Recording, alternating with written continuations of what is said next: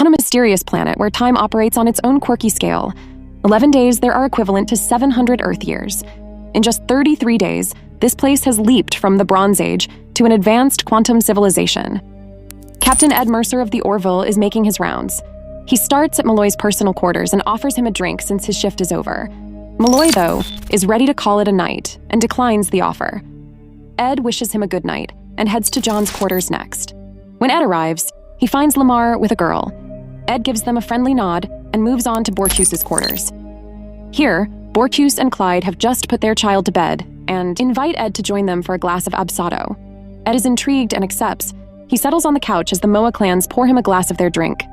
The strange consistency of the absado catches Ed's attention, and he jokes that it might not look so great coming out. Borchuse laughs and explains that the drink turns into a pleasant parasite inside the body. Not impressed by either the taste or the idea, Ed takes a small sip and sets the glass aside.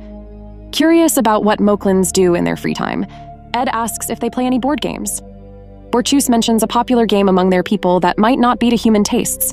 Ed, always up for something new, insists on trying it. Borchuse retrieves an elongated metal ball and tosses it to Ed, explaining that the only rule is to pass it as quickly as possible.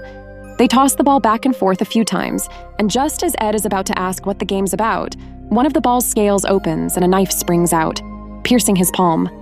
The Moeklins cheerfully shout. Once there, Ed flops onto his bed and calls Kelly, who's still awake.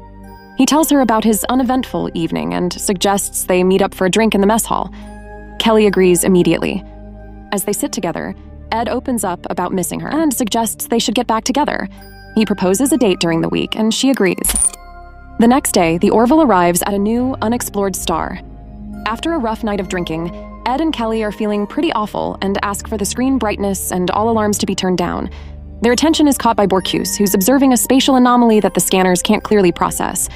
Isaac expresses a desire to study the anomaly up close from a shuttle. Ed suggests postponing the study, but Isaac insists. Realizing there's no avoiding it, Kelly volunteers to accompany him.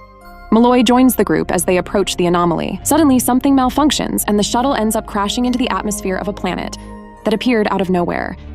They make a rough landing, and after reporting to the captain that the malfunction was likely due to an overload, Isaac promises to fix it in an hour.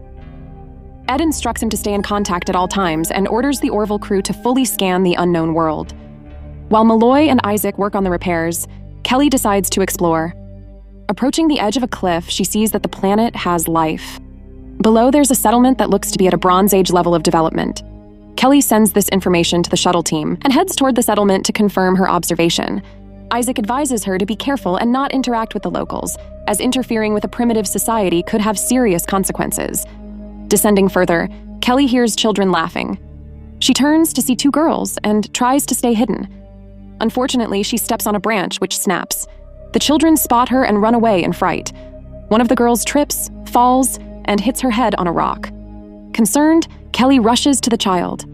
The girl is very scared, so Kelly tries to calm her, introducing herself and saying she wants to help.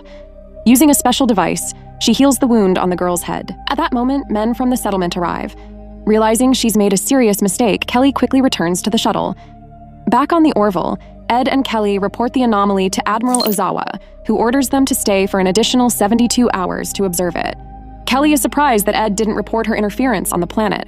Ed explains that she only helped a child, and he doesn't want to deal with the fallout of her being in trouble for interfering with another civilization's development.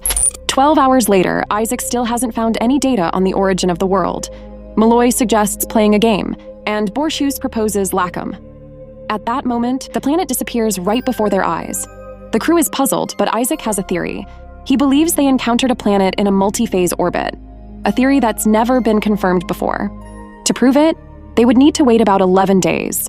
If the planet reappears, it would confirm Isaac's theory. The captain agrees to stay and continue observing. In the evening, Ed and Kelly go on their date.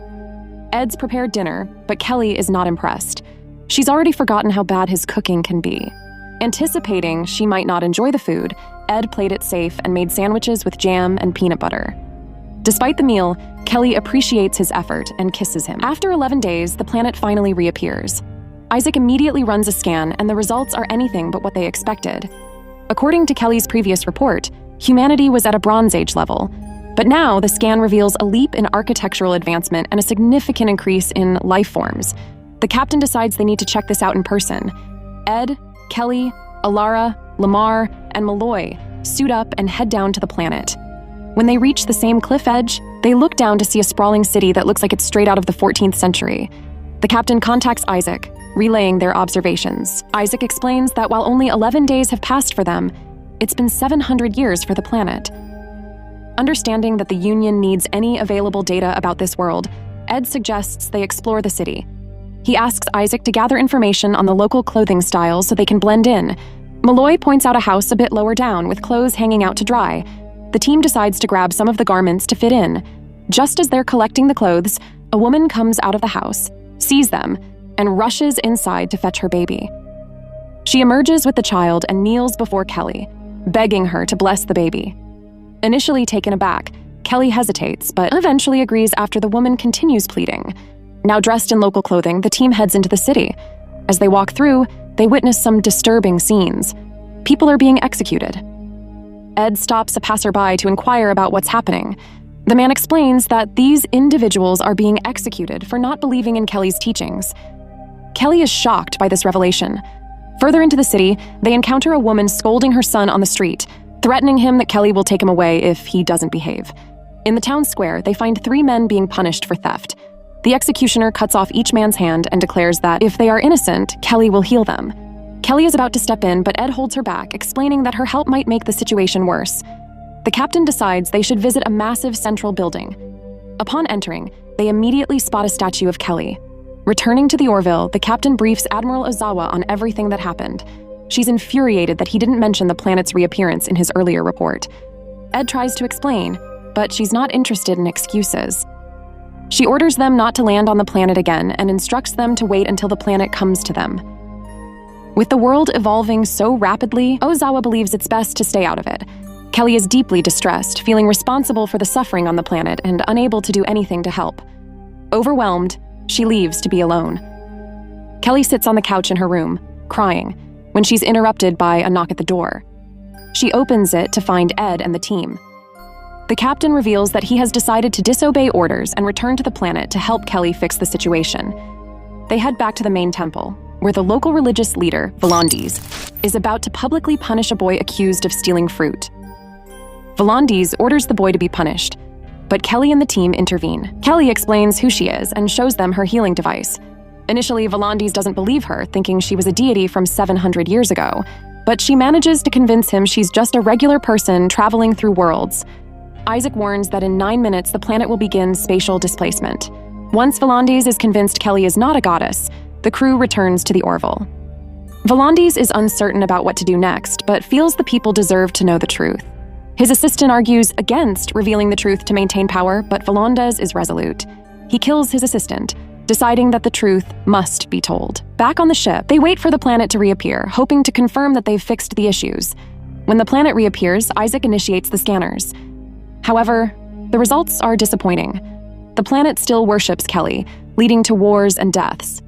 Seeing Kelly's distress, she decides she must return to the planet to fix things, even if it means she would grow old and eventually die there.